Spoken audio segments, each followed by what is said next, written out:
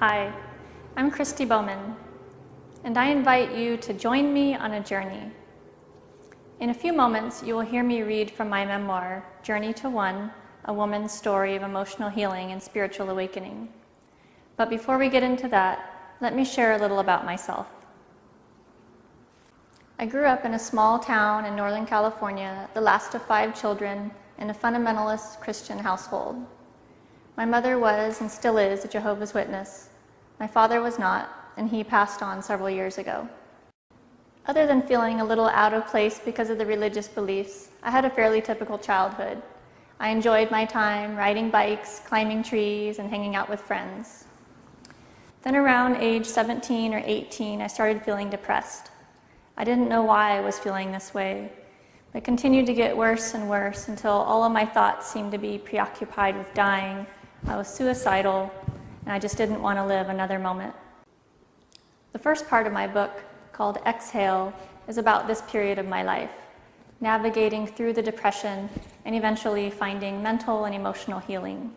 But the story does not end there. The second part of my book, Inhale, is set a few years later. To find healing, I left behind the religion of my youth, friends, family, and fiancé. I then set out on what might be considered a spiritual journey, or on a path of greater self-discovery. A couple special trips to the ancient pyramids in Teotihuacan, Mexico were very influential in helping me find my path, as was yoga and connecting with some amazing people. Part 2 ventures into everything from Native American spirituality to quantum physics to this time of evolving consciousness. Journey to One is a story of moving beyond the darkness and embracing your light and full potential. It is my personal story, but it's actually a story for all of us. This is a very exciting time. We are waking up. I look forward to continuing on this journey with you. Enjoy the reading.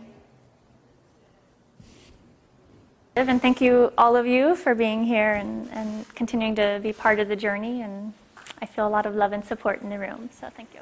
So I'm going to read chapter 1. The chapter's fairly short. I'm going to read chapter 1 and then a small portion of chapter 2.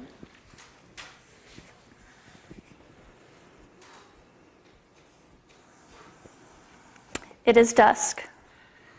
The lights remain off in the room. I hear the evening news muffled and distant. The anchorman is telling the story of the latest natural disaster, or perhaps the latest murder or serial rapist who is still on the loose. I hear him, but I am not really listening. I am concentrating, if you can call it that, only on the 100 different simultaneous thoughts swirling madly around in my head. I cannot pluck them apart and decipher them one by one. I can only feel the waste they emit piling higher and higher, burying me deeper and deeper. My heart pounds so ferociously that my whole body is shaking with each pulsation. The sound of blood pushing through my arteries is beating in my ears, as if it's trying to tell me something. The floor is cold, cement with a coat of smoke gray paint and a coat of wax over it. I sit with just my underwear and a thin gown to cover me. My back is pressed firmly against the large oak door, and my legs are folded up in front of me, hugged by my arms. I stare straight ahead until I understand the message my blood pounding through my body is trying to convey. It is a yearning for freedom. With this newfound understanding, I am forced to rise, though only a little. On my hands and knees, I stay close to the floor while I crawl towards the window on the opposite side of the room. Through this window, what little light the dying day releases creeps in. The light is dim through the thick metal screen, enough by which to see, but not well. Just under the window is an aging heating unit. It is heavy cast iron, painted the same color as the walls, a dreadful dark cream with a slight orange tint. The unit looks as if it is rarely used nowadays, if at all. In my darkness, I search every inch of the heating apparatus. My fingers are my eyes, peering around the edges and in the crevices in search of the key that will bring me release. hovering above the floor a mere 3 inches in that space where months, perhaps years of dust has accumulated, is thin, semi-flexible metal, patterned in small circular shapes. This pattern of metal is the frame that contains the heating filter. My heart quickens its already accelerated pace. I reach the middle and ring fingers of my right hand into the circular spaces within the frame and will the metal to give and be weaker than I. If I will it hard enough, it will happen. I just know it. So I pull with my 2 fingers, harder and harder. I feel the thin, dust-coated metal pressing deep into my soft skin. Harder, harder. Finally, it breaks, and so does the skin. Warmth begins to cover my right hand. I pause for a moment, noticing the sensation, then quickly resume the search for a piece of destruction with my left hand. With the fingers of my left hand, I grip onto a small, half-broken piece of sharp metal and pull and twist until the piece snaps off. And with torn right hand resting on my knee, my left hand takes the newly created weapon and with it slashes the underside of my right wrist over and over again. The tiny clang of the small metal weapon hitting the concrete floor is now heard. It is time to go. Through the dim gray light of the room, I see a black puddle on the floor next to the heater.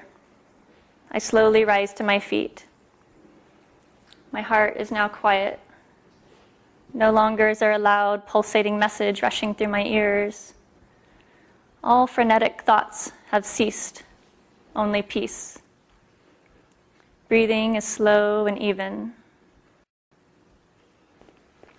With left hand cupped under the right, attempting to catch at least some of the continuous flow of fluid, I walk through the doorway into the seemingly glaring light of the hallway. Everything has slowed to half speed. With calm, slow movements, I approach the nurse's station. I simply glance at the women who are laughing and talking behind the shield of plexiglass, hold up my blood-covered hands, catching their attention, then turn around and slowly make my way back towards the room. Seconds later, I am whisked into the frenzy of a medical emergency. But inside, everything remains at half speed and in a state of utter peace. Chapter 2.